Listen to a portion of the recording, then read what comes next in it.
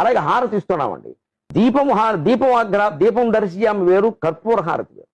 దీపం చూపించినప్పుడు మీరు గమనించండి, అక్కడ దీపం ఉంది ప్రమిద, దాంట్లో నూనె వేశారు, ఒత్తి ఉంది, అక్కడ దీపం ఉంది, వెలిగింది. ఆ ఒత్తిని మీరు గమనించిన చాలా మందికి అనుమానం వస్తుంది, 2 ఒత్తుల 3 ఒత్తుల అని మమ్మల్ని అడిగేవి ఎక్కువ. వాస్తవం ఏమిటంటే అక్కడ శ్లోకం ఉంది, సాధ్యం త్రిభక్తి సంయుక్తం వన్యనా యోజితం మయా గృహాణ మంగళం దీపం త్రైలోక్య తిమిరాపకం. సాధ్యం, నూనె నెయ్యి అందులో వేయాలి తప్ప ఆవు నేతికో పుణ్యం, గేదె నేతికో పుణ్యం, ఆవుదానికో పుణ్యం, నువ్వుల నూనెకో పుణ్యం, ఫలానా కంపెనీ వారి నూనెకో పుణ్యం ఉండవండి. ఇదంతా వ్యాపారం కోసం వచ్చే, నాకు మొహమాటం లేకుండా మాట్లాడడం. స్పష్టంగా ఏముందంటే 3 దారపోగులు 3 కలిపి పేనమన్నారు. త్రివర్తి సంయుక్తం, 3 ఒత్తులంటే 3 విడి ఒత్తులు కాదు, 3 దారపోగులు కలిపి ఇలాగా మన ఒడి పెడతా ఉంటాం చూడండి, ఒకే ఒత్తిగా చేయాలి. ఎందుకోసం అంటే ఆ 3 త్రిగుణాలండి. గుణం అంటే దారం అని కూడా అర్థం సంస్కృతం.